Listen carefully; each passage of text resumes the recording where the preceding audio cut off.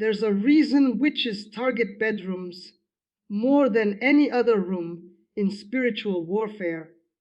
It's not about privacy, it's about access. Your bedroom is where you're most defenseless, asleep, dreaming, unguarded. I used to place objects in people's homes during gatherings, hidden in plain sight. They'd never know. And within weeks, their sleep would fracture, their peace would vanish, and their prayers would feel like they hit a ceiling. 3 specific items made this possible, and I guarantee at least one is in your room right now, doing exactly what it was designed to do. Before I surrendered my life to Christ, I spent 6 years learning how to build spiritual tripwires. That's what we called them. Small, invisible setups that would trigger consequences without the person ever knowing what hit them. And the bedroom was always ground zero. Why? Because a third of your life happens there. In sleep, your conscious defenses collapse. Your spirit becomes exposed. And if something in that space carries the wrong frequency, it doesn't just affect your rest. It rewrites your spiritual atmosphere while you're unconscious. The first object I need to warn you about is something most people inherit or receive as a gift. It's decorative, sentimental, and incredibly dangerous. Mirrors. But not just any mirror, old mirrors, antique mirrors, mirrors with history. In the communities I moved through, mirrors were called windows without glass. We believed they didn't just reflect light, they held memory. Every person who ever stared into that mirror left an imprint, their pain, their rage, their despair. And when you place that mirror in your bedroom, you're not just looking at yourself, you're inviting every soul who gazed into it before you to watch you sleep. I've seen people's lives unravel after hanging a vintage mirror above their bed.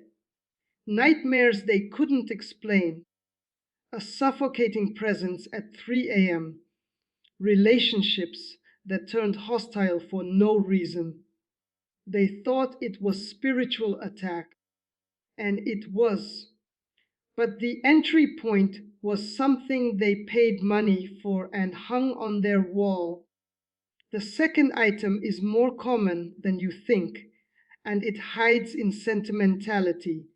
Stuffed animals, dolls, childhood keepsakes. I know how that sounds, but hear me out.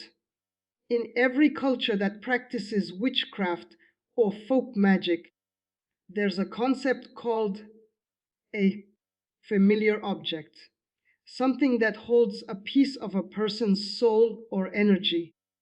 Dolls and stuffed figures have been used for centuries as vessels, and not just in voodoo, in suburban homes, in Christian households, because most people don't realize that the object itself doesn't have to be cursed from the store.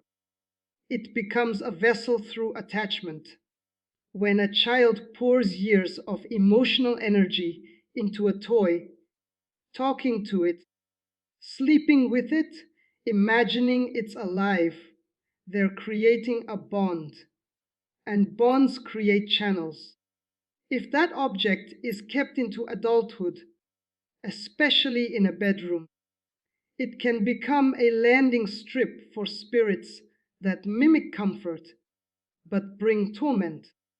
I've walked people through deliverance who couldn't break free until they finally let go of the stuffed bear they'd had since age 4.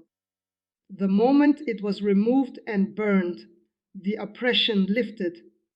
The third object is the most controversial, and I'll be honest, it cost me friends when I started teaching this. Phones. Specifically, phones that stay in your bedroom overnight. Not because of blue light or screen addiction, because of what's coming through them while you sleep. Digital signals carry more than data. They carry intention. Every notification, every algorithm, every targeted ad. It's not neutral. It's designed to influence. And when your phone sits 3 feet from your head for 8 hours, broadcasting frequencies and collecting data on your breathing patterns, your sleep cycles, your dreams, you're letting a surveillance device into the most sacred space of your life. Your bedroom should be a sanctuary, not a war zone.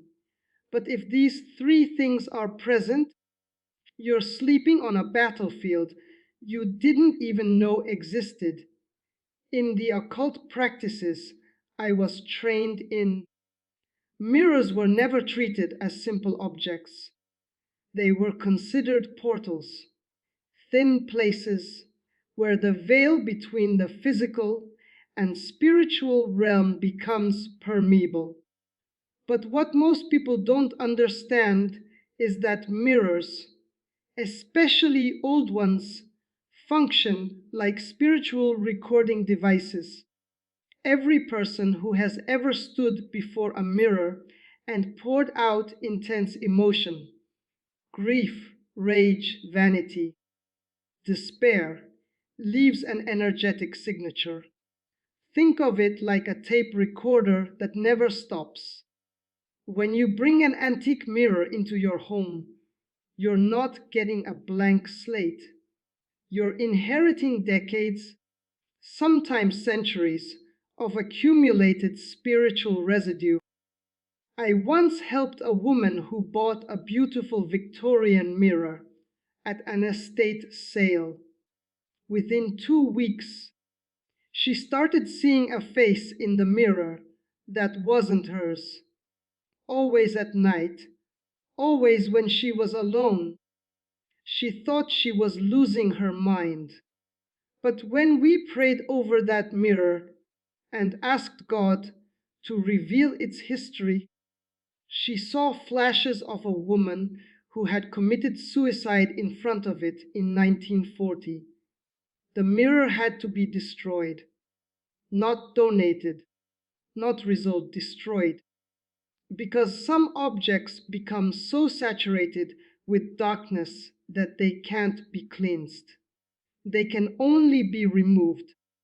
This one is difficult because it touches something deeply personal, our attachments to innocence. But that's exactly why it's so effective as a spiritual weapon. The enemy doesn't attack what you're indifferent about. He attacks what you love. When a child forms a bond with a toy, especially one they talk to, sleep with, and treat as if it's alive, they're creating what I call an emotional anchor.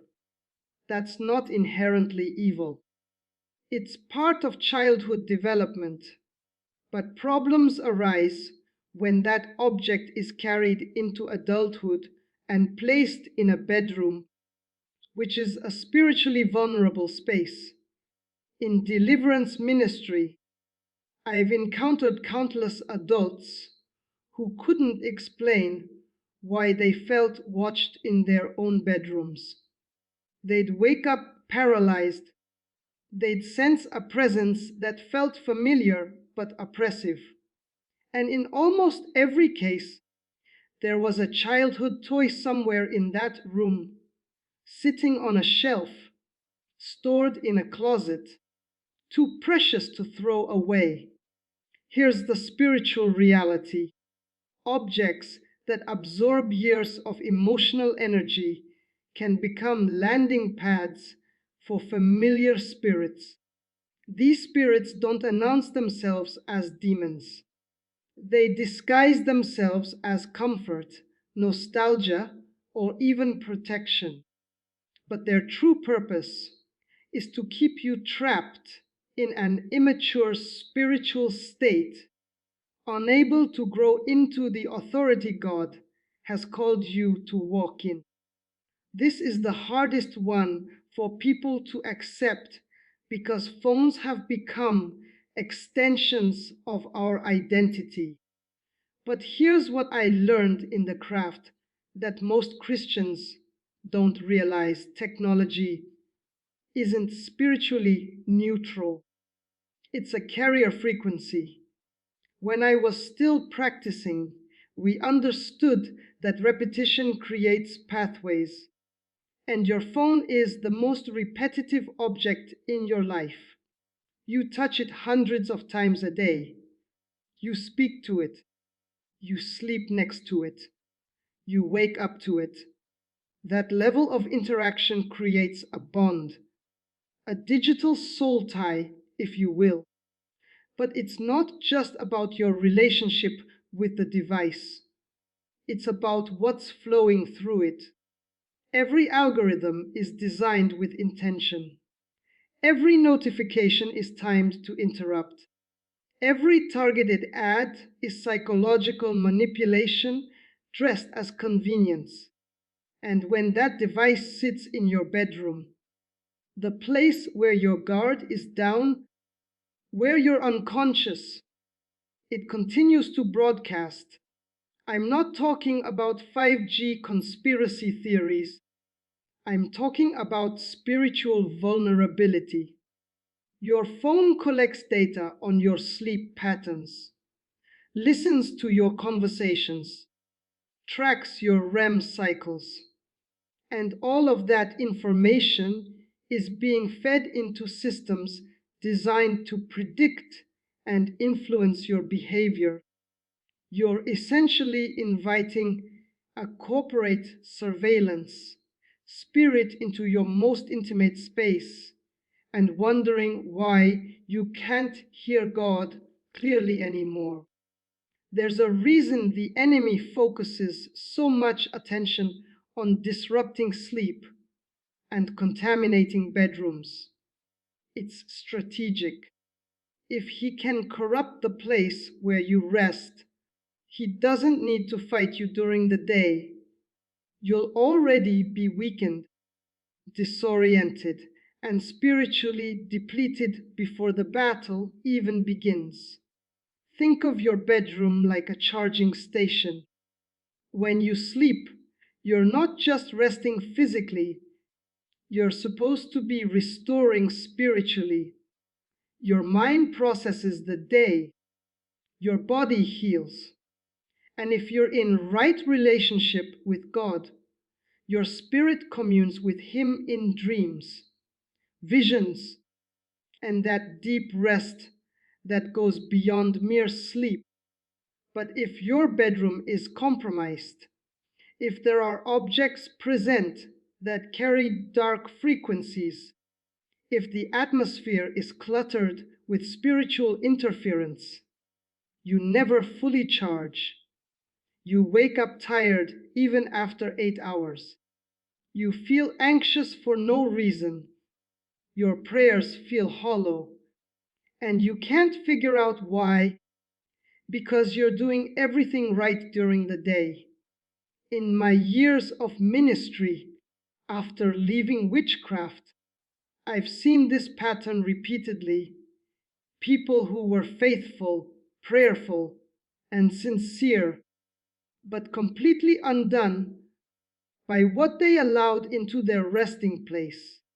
And the moment they cleansed their bedrooms, removed the mirrors, discarded the childhood idols, relocated their phones, breakthrough came almost immediately, because rest is warfare, and a restored bedroom is a fortified position.